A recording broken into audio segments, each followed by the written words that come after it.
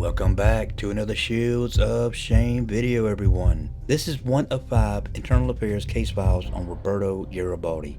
We're gonna get through them all. This particular case has 11 interviews and a lot of cops were involved, including the Polk County Sheriff's Office. You know, social media influencer Grady Judd. That's right. Did you hear what I said? The interview is around a man by the name of Mr. Baldwin. He just happened to be there at this Gyros restaurant when the incident with Michael Jerome Taylor took place.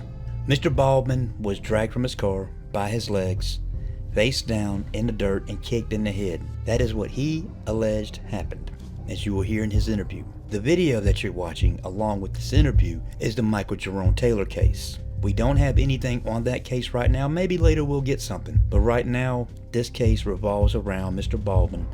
It just so happens they gave me all of this video footage along with this case file.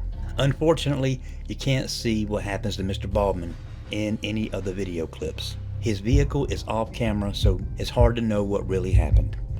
And this happened in 2018, so there were no body cams at that time. So I just want to clarify that what you're hearing and what you're seeing, it happened at the same place at the same time when police came in super hot, opened fire in a crowded parking lot late at night. And as always, let me know what you think in the comments. And also don't forget to hit the subscribe button if you want to see future content like this.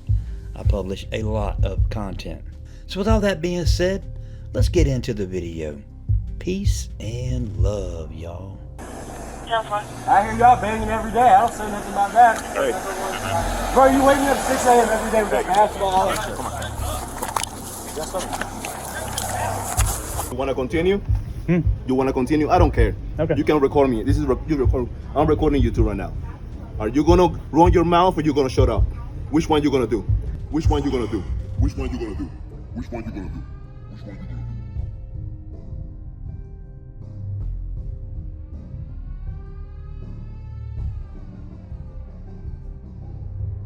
Today marks 1 month since Lakeland police officers shot and killed a 17-year-old they say tried to get away from them in a stolen car. Lakeland police shot and killed Taylor the day after Christmas outside a late-night restaurant.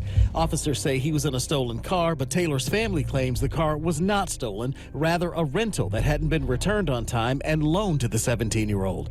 Police say Taylor sped toward them when they approached the car. Chanting filled the air in Lakeland tonight as people protesting after a Lakeland police officer shot and killed a 17-year-old in a stolen car earlier this week. Now, that shooting was captured on surveillance video, and we want to warn you, some may find it disturbing. Tonight, protesters marched nearly a mile to get to this very spot to protest his death, all while police kept a watchful eye. If the police wanted to stop the car, they would have shot the tires and not him. A total of 3 officers fired shots at the car. Those officers have all been placed on paid administrative leave. The investigation is still ongoing. Today's date is January 9th, 2019. The time is 6:06 p.m. The location is the Lakeland Police Department, room 3B. Is this 3B? Yeah, 3B, on the 3rd floor of the Lakeland Police Department. Persons present are the speaker, Detective Stephanie Burcham, and Detective PAULA Parker, who with the Office of Professional Standards, and Daniel Baldwin, who is the complainant in this case, and giving an official statement about the incident. The interview is being audio recorded, and the administrative case number is COM 18-019. Correction, it's COM 19-002. All right, Mr. Baldwin, would you raise your right hand, please? Do you swear or affirm under penalty of perjury that the statement you're about to give is true and correct to the best of your knowledge? Yes, ma'am. Thank you. Say your whole name, please. Daniel James Baldwin III. I just want to establish that you're meeting with me today on your own accord, and the information you're providing is truthful and given voluntarily. Yes. Okay. We're going to go back to December 26, 2018. The location is the Gyros around 3 o'clock in the morning. Yes. Is that correct? Yeah. Okay. Tell me about your contact with some of our officers and whatever else you want to say. All right, so I mean, basically just, it was a normal evening for me. Me and a few friends went to a Christmas party, and then we went to the Gyros to eat. Upon arriving there, is when the other incident, I guess, was occurring simultaneously as we kind of got there. All I really witnessed for that incident was just I was parked not in the Gyros parking lot. I was parked in, like, I guess they call it the patch or whatever that's behind it, because there was a lot of like cars obviously there and traffic, so I didn't want to get stuck in that, so I had parked behind. Okay. So after witnessing, you know, the gentleman in the Camaro and all that stuff that happened, we were it was me and a friend. We were standing there, basically a lot of people recording the officers and things like that, and they at first weren't really making anybody move. They just kind of had a couple officers standing there kind of keeping people away from that area, but no crime scene tape had been put up yet. So a friend of mine, I guess, knew someone that was close or somehow related to the guy that got shot. So he was talking to him and trying to calm him down because he was visibly like crying and upset and stuff. Okay. So that's the only really interaction I had with any of the officers. It was, I don't really, like I said, I don't know badge numbers or anything, but it was a black officer and a white officer that were just kind of standing there, just keeping people at bay or whatever. And after that, they started putting the crime scene tape up and they started clearing everybody out, and they just said, you know, that everybody needed to leave. So I tried to walk kind of where the drive-through is at. You kind of got to walk behind the drive-through to get to where I parked. So the officers were like, well, no, you're not able to go this way. So he's like, you're gonna have to go around. So I walked around the front of Salem's, and I came around to where, like, you pick up your food, the side of the drive-through where you pick up your food. Mm-hmm. So when I got around to that side, there was two officers, sheriffs though, like the two officers that were kind of keeping people at bay on the other side were LPD. Okay. But when I got to the other side and I walked around, it was two sheriff officers, and they both had, you know, rifles. And by that point, this was probably like, you know, 10 minutes or so after the actual incident happened, so there was police everywhere. Okay. By this point. So when I come around, you know, they stopped me too. And then they were like, you know, where are you going? I was like, I showed the officers, the two sheriffs, I pointed to my car, and I was like, that's my car right there. The officers on the other side told me I couldn't go that way, and I had to come around, so I'm just trying to get to my car and leave. So as soon as I passed them, like my car has a remote start. So as soon as I passed them, I had to kind of jump down that little embankment that's right there. Okay. To get down in the grass. So I started my car with my key fob, and then so my car was already running. By the time I got to it, I opened my door and I went to go get in the car. I rolled down my driver window a little bit, like halfway, and then I put the car into reverse. At that time, I just heard a lot of commotion. I don't know, it sounded like maybe a gunshot, but I wasn't sure, you know. But if it was a gunshot, which, I mean, obviously I guess that's what it was based on everyone's reaction. But if it was, it didn't sound like it came from that immediate, like, area. It sounded kind of like far off a little bit. But for whatever reason, if that was what it was, they jumped into action, and next thing I know, like I have my car in reverse, and I'm like looking back to, you know, to back out, and I just look forward. I hear a bunch of people yelling, so I look forward, and then I just see a bunch of lights and like lasers coming through my front windshield, and then I see a bunch of lights and stuff coming from my driver's side. Okay. So when I looked to my left, I saw probably maybe like approximately like 4 to 5 LPD officers over here to my driver's side, and then there was the two sheriffs that I had just passed, and then I guess maybe 2 or 3 more that had walked up, and they were like shining their guns and lights like through my front windshield. So there was a car parked to the right of me. I don't know if the occupants were in the car either trying to get out or if they were also trying to get to their car to leave, but I was just getting commands, like everybody was just yelling, like I didn't know who was talking to me. Like I was getting commands from the officers in front of me and then getting commands from the officers on the side of me. So I just immediately, obviously after seeing what happened, I didn't want to be shot for no apparent reason. So I stuck my hands out the window, because like I said, my window was already kind of halfway down. I stuck my hands. I was like, that was not me. You know, I don't know what's going on. I was just told I could get in my car and leave. So So I had my hands out the window. I still have my key fob. So one of the officers to the left, LPD officers, were instructing me to put my keys on top of the car. Yep. So when I went to go do that, one of the officers in front of me was yelling at me, "Don't move your hands, don't move your hands." So I'm like, I didn't know at that point. I said, I don't want to get shot for an accident, you know, or them thinking I was trying to do something. So I kept yelling out the window. I'm like, who's talking to me? And one of the officers to the left then says, "Listen to me over here." He's like, "Go ahead and put the keys." So I went ahead and put the keys on top of the car. And then he was like, he said, "Take your left hand and open the door handle and, you know, open the door." So I told him, I was like, my car is in reverse. I'm like, I'm gonna have to put one of my hands down to put my car into gear and park, you know. And so I was like, I don't want you guys to think I'm doing anything or reaching for anything. So I said it several times, like to make sure they heard me, you know, that I'm gonna have to put one hand down. So he told me to go. Like, same thing happened when I go to try to put this hand down. One of the officers in front of me was like, "Do not move your hands. What are you doing with your hands? Keep your hands visible." So then, like, at that point, I really couldn't, I was at the corner of my eyes, I really couldn't see who it was, but I saw some other occupants that I guess were in that vehicle. They were being handled by some of the officers in front too. So at that point, I kind of figured the officers in front of me were talking to the people next to me, and then the LPD people were trying to direct me. So I kind of started at that point just listening more to them, because at that point they were closer. They started kind of inching up towards my door.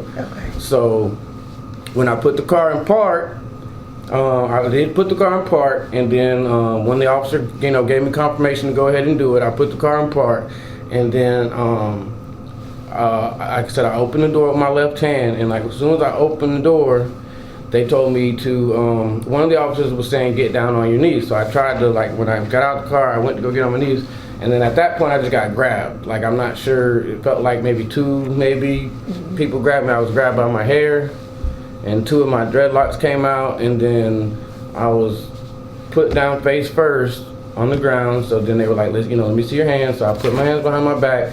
They put me in the cuffs, and then instead of picking me up, like two officers, just like one officer grabbed one of my legs and one of the officers grabbed one of my legs, and they dragged me like face first, to where like my stomach and my face were still in the grass and dirt, and they just dragged me. I'd say maybe like 10 feet. Maybe they just dragged me back from away from the car. Yeah, like by my feet. So then when they dragged me back, you know, they were like, they sent two officers to, I guess, clear the car, and I was like telling them, like, there's nobody else in the car. The two officers literally just seen me pass like 5 seconds earlier and told me it was okay for me to go this way. Like, there's nobody with me. So I'm still there on the ground and in the cuffs, like face first, but my head is like on the side, but I'm facing, like my eyes are facing towards my vehicle. So one of the officers walks up at that point, and he's like, he just takes his boot and like he kicks me like in my forehead like area right here with his boot, and he was like, "Turn the other effing way." He's like, "Don't look that way." So I'm like, at this point, I'm not trying to be, you know, get hurt any worse, you know, or, you know, it's obviously a hostile situation going on, so I don't, and nerves are already bad, so I don't want to be an issue. So I didn't say nothing. I just, you know, I had dirt and stuff in my eyes from when he kicked me. I just turned my head the other way, and so now at this point I'm facing I'm still laying on the ground on my stomach, but my head is facing the back side of that barn building. So I'm facing that way. So then I assume, if I really can't see at that point, 'cause I'm looking this way, but I assume it's the same officer. He then took his boot, or like his foot, and just put it on the top of my head. It's like, and just kind of like mashing my head into the ground. So I mean, I'm just hearing what's going on in the background. They're looking in the car, and I'm telling them, like, I don't have a gun. Like, there's no gun in the car, none of that. So I guess after they get done searching the car, I'm still laying there on the ground, and at that point I see whoever I guess was in the car that was next to me. They also had like I saw they had a girl and a guy, and I'm assuming those were the people that were parked next to me. They had them on the ground, like, and probably like 10 feet towards the other way. And at that point, like I said, I'm still facing the barn. I'm not sure what the object was. I mean, it didn't feel like the same boot. I mean, because like I said, after I was kicked and I turned my head the other way, the boot was like, then he just kind of put his leg on my head and just sat there for a little bit while the other officers were still in my car. And then I felt like an object just kind of like mushed me in the back of the head. I don't know if it was felt like maybe like a flashlight, or I know a lot of them had the rifles out at that point. I don't know if it was the bottom of the rifle or what. But once they didn't see anything in the car, then I was just picked up, and then one of the officers just handed me off to a black officer, and they was like, just find the car for him. And then the black officer was like, well, you know, what did he do? What are we doing with him? And he was like, they were like, we don't know at this point, just find a car for him to sit in for right now. So then that officer took me then to a car. He just kind of walked around till he found the car. He asked a few other officers like, hey, do you have your keys? Can I put them in your car? Can I put them in your...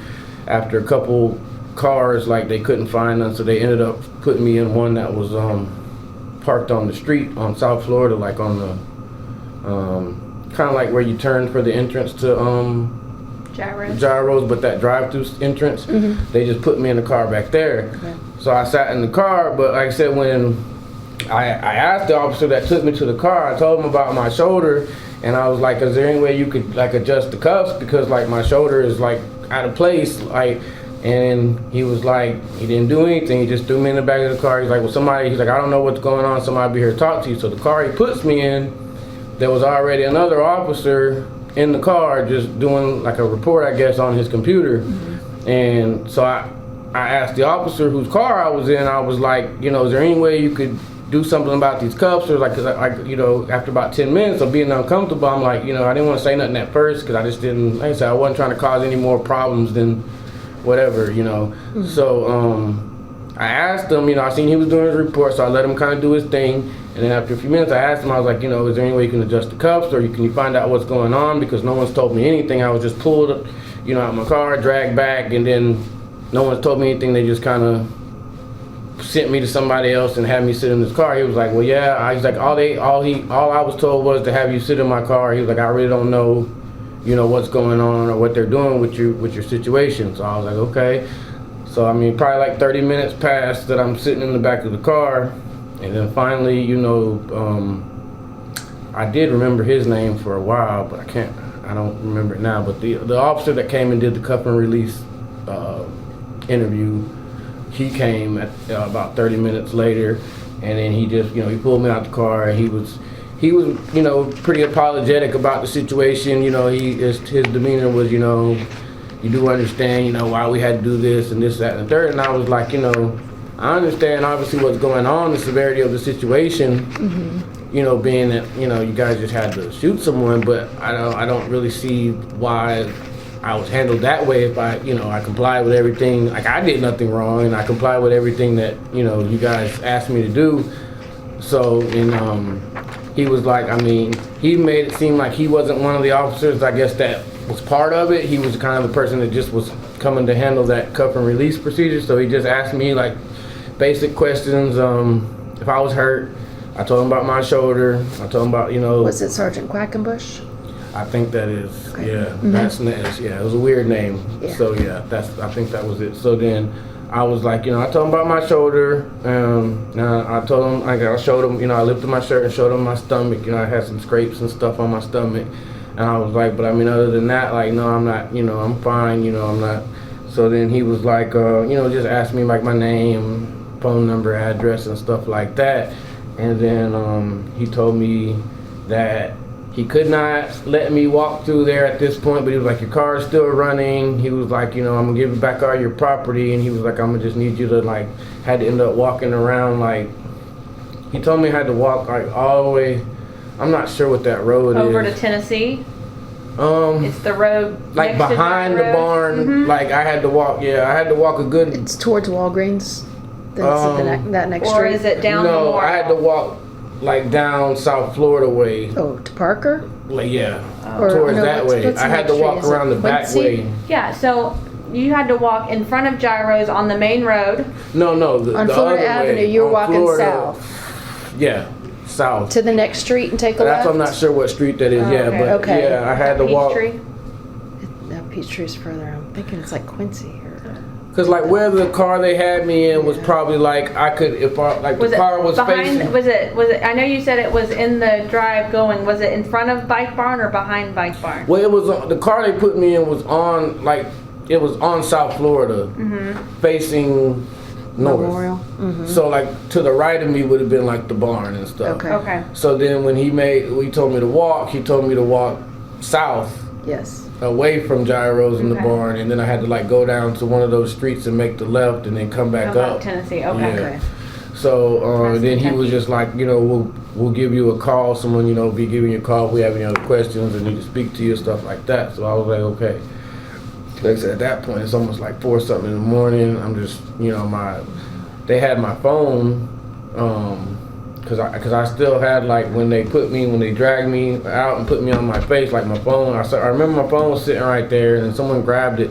So I kept like getting calls and stuff, and then when they were walking me to when they put me in the car like on South Florida, like I guess people were seeing me and stuff like that. People that just were driving by and happened to see me. So people were worried and stuff and calling and stuff like that. So at that point, like I said, my girlfriend was calling, so she thought I was cheating, I guess, or whatever. So I was just trying to get home at that point, and like so I didn't really want to cause any more. It was very tense. Yeah, a lot of tension, So I just was trying to just get away from the situation that night, and that's why I just came up here the following day when I got off work and kind of just made the complaint at that point. Where your car was parked, was it inside the tape line? No. Or it was outside? It was outside the tape line. Because like where the Camaro ended up stopping, if you kept going further like left, east.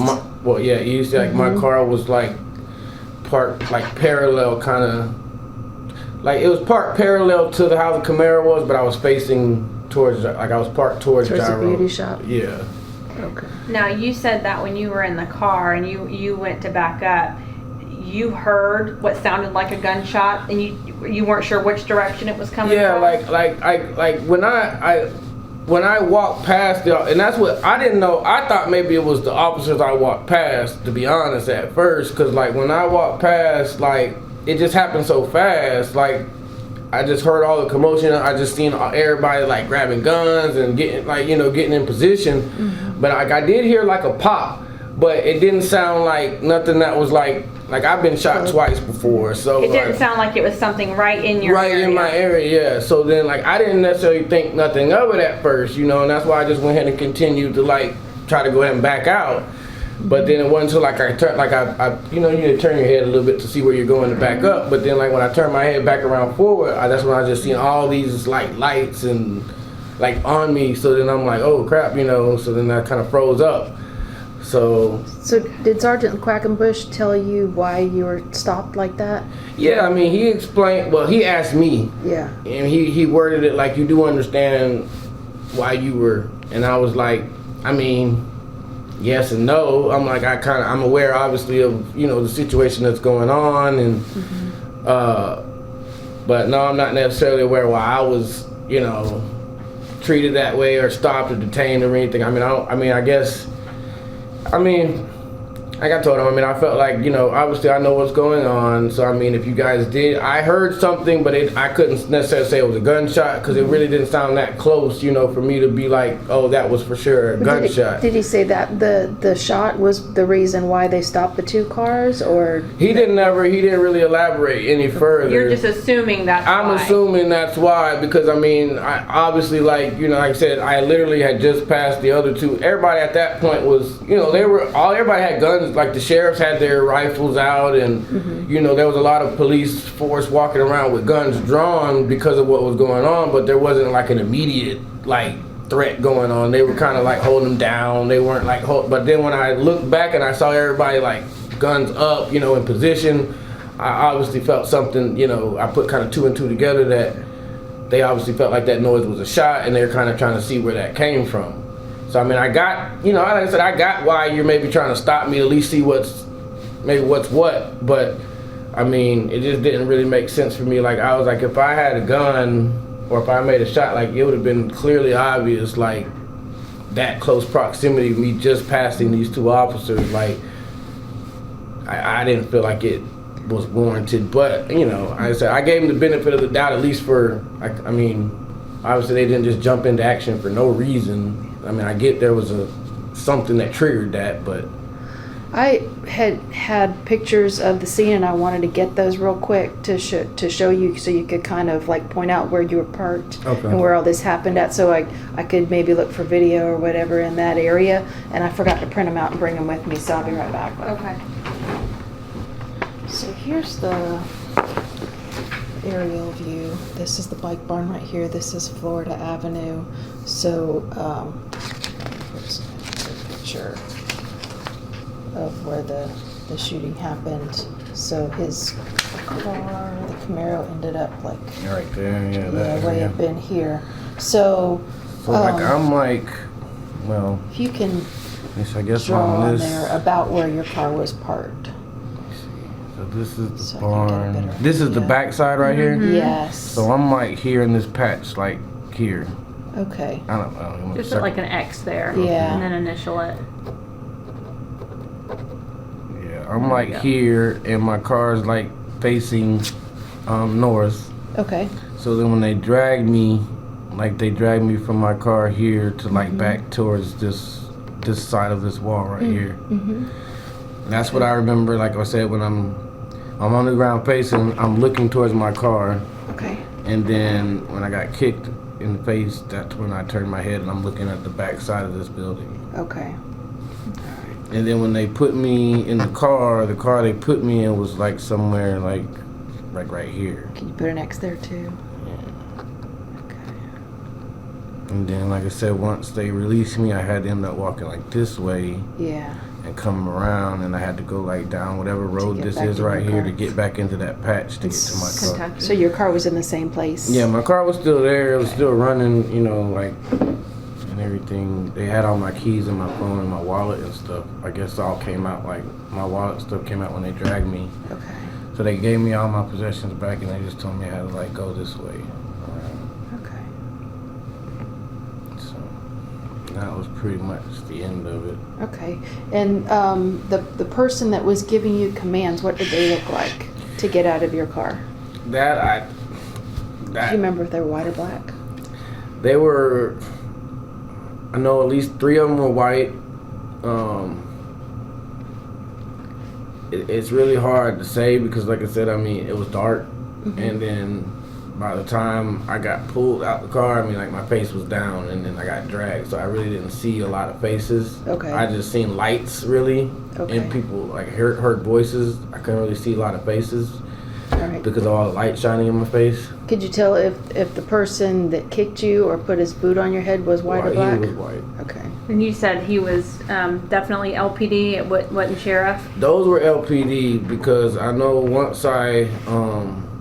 once they did bring me to my feet, I did look, I saw his arm and I saw the LPD badge or patch or whatever, you know, so. Okay.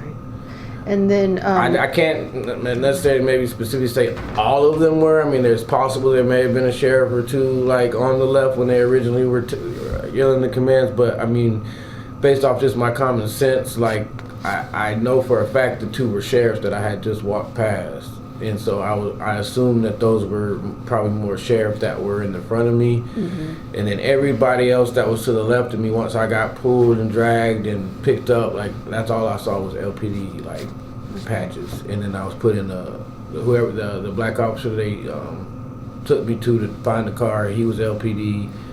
They put me in an LPD car, and then the guy that came and did the cuff and release was LPD. And he was white? Yeah, that was. And you think that was Quackenbush? Yeah. Okay. Okay. And then so you told Sergeant Quackenbush about your shoulder. Yeah. Did you need medical attention for your shoulder? I mean, I felt like I did, but I mean, honestly, like right now, I'm just going through a situation at my job where, like, we're like a contract company. So we went through like a different benefits plan. So like I didn't have medical insurance at the time, and I really didn't want to like go create a bunch of. I just got done paying off a lot of medical bills. so I really didn't want to do that. It was really just like, I didn't feel like it was dislocated. It was just kind of out of place. But like when I was in the back of the car, it hurt so bad with the way the cuffs were. I just kind of forced it back into position. So I mean, it was just sore for like the next few days. So afterwards, you didn't go get medical attention? I didn't. Okay. And I told the, I don't know what officer was there when I came the following day, but he was kind of trying to explain to me how the process worked. Whoever was down at the receptionist desk on the first floor at the time, he was trying to explain to me, and he was saying that, you know, if you are hurt, you should go get the medical attention. And I told him at that point, I don't feel like my arm was hurt, like dislocated or anything anymore. It just was sore at that point, you know, so I didn't follow up or do anything there. So you think you were in cuffs total of 30 to 40 minutes? Yeah, probably about 30-40 minutes. I was in the back of the car till the Quackenbush came and did the interview. Because I know when I did get my phone back, and I think I called my girl, it was like 4:10, 4:15. I think I left the scene. Okay. And then like I know that was probably around like 3 when it originally everything kind of started or whatever. So it was about an hour total. Okay. All right. Is there anything else you can think of that would be important that we haven't talked about?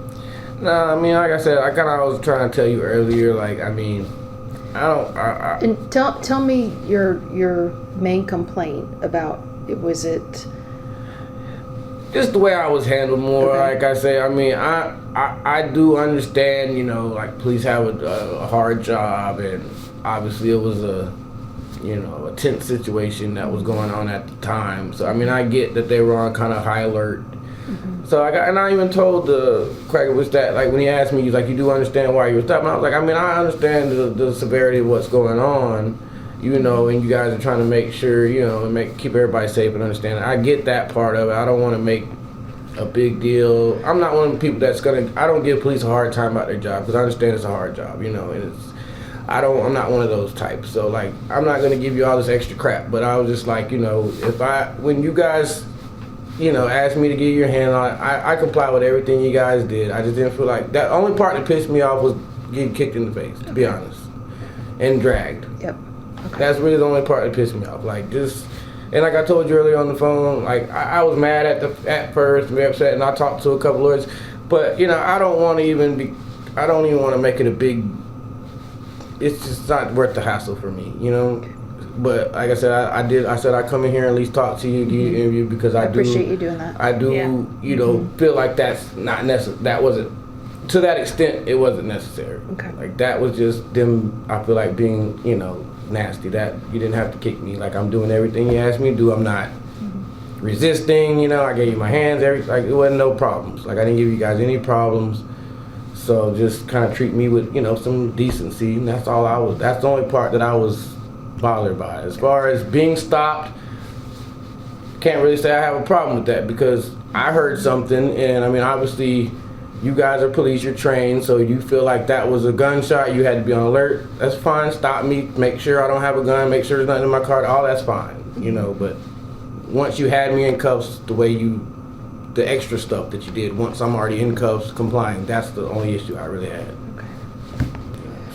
Is everything that you told me true and correct to the best of your knowledge? Yes, ma'am. Okay. This is an open internal affairs investigation. We just ask that you don't discuss any details about the case with other people until it's completely closed. Okay. And when it is completely closed, we'll let you know. We sent you a letter. You probably haven't gotten it just yet, about me being assigned to the case and that's being investigated. Okay. And when it's completely closed, we'll definitely follow up with you and let you know the outcome. Okay. All right. Okay.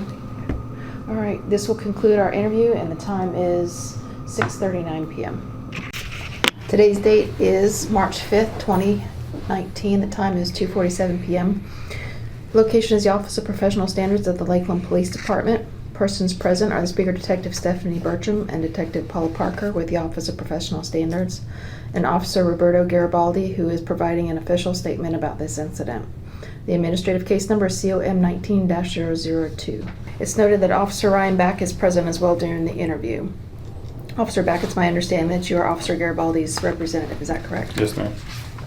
All right. right. Officer Garibaldi, do you understand that you're ordered to provide truthful answers to my questions during this administrative interview? Yes, ma'am. Were you working on December 26, 2018? Yes, ma'am, I was. Okay, that's the date that's relevant to this complaint. Did you come into contact with Daniel Baldwin that day? Yes, I did. Okay, like a story from the beginning, middle, and tell me about your encounter with Mr. Baldwin. It was basically after the shooting. I observed, several officers performing CPR to the deceased. Mm-hmm. And I was basically used as crowd control, just trying to push people back from the scene for officer safety reasons. And while I was there in crowd control, I heard several gunshots in the area of Tennessee, Memorial, Tennessee, which is east from, I guess, the parking lot of Salem's. Mm-hmm. I and myself and several other officers, ran that way to investigate. While I was there, I observed several officers, including PCSO officers. That's right. Did you hear what I said? That's right. And now let me go over this again. Performing a felony traffic stop. I quickly, went there to assist. They were giving commands to the person, I guess his name is Daniel Baldwin, who was in the vehicle. For him to come out of the vehicle, I quickly grabbed them, placed them in handcuffs. After that, that's pretty much what I did. Okay.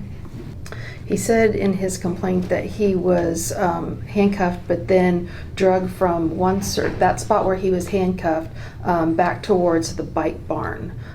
Were you involved with moving him from that point to the bike barn? Yes, I was. Tell me how that happened.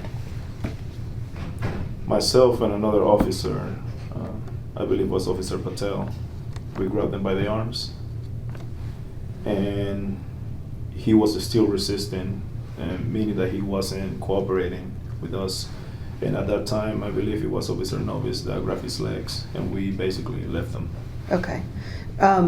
Did he get drug across the ground because you were trying to move quickly, or was he picked up? He was picked up. Okay. Mr. Baldwin said in his complaint that he received a kick to his head after he was moved to that second position. After he was moved, did you kick Mr. Baldwin's head? No, ma'am. Okay.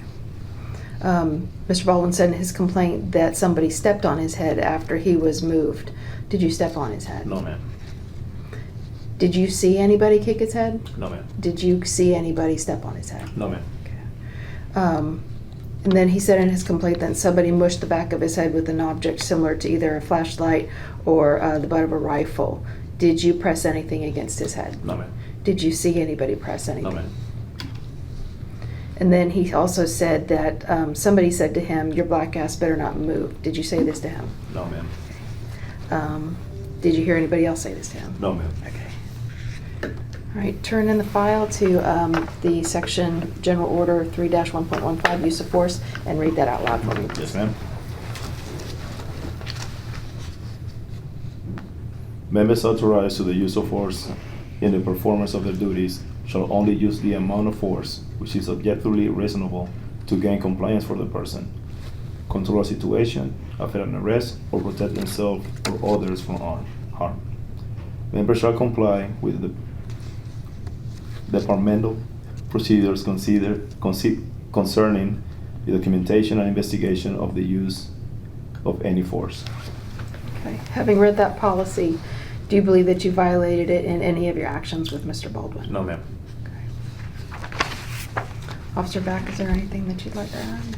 A couple of things. Okay. From going over the book prior to the interview, obviously we read most of the or all of the witness statements and subject officer statements, and I think that in Officer Patel's interview, he states that he handcuffed Mr. Baldwin. I spoke with Roberto at length about it prior to the interview. His recollection of those events is that he's the one that physically put handcuffs on him. He's confident that Officer Patel was there and was on the other side of the defendant when he was picked up and moved but he wanted to clarify that. And also, not to be Captain Obvious here, but during Mr. Baldwin's interview on page 19, line 809, he's asked if the officer that kicked him was white or black. And on page 20, line 812, his response is, and I quote, white, he was white.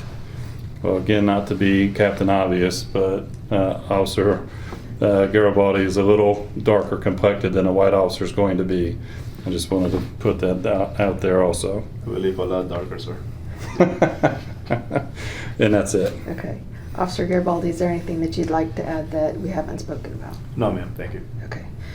Is everything that you told me today true and correct to the best of your knowledge? Absolutely. Have you been treated fairly throughout the interview? Absolutely.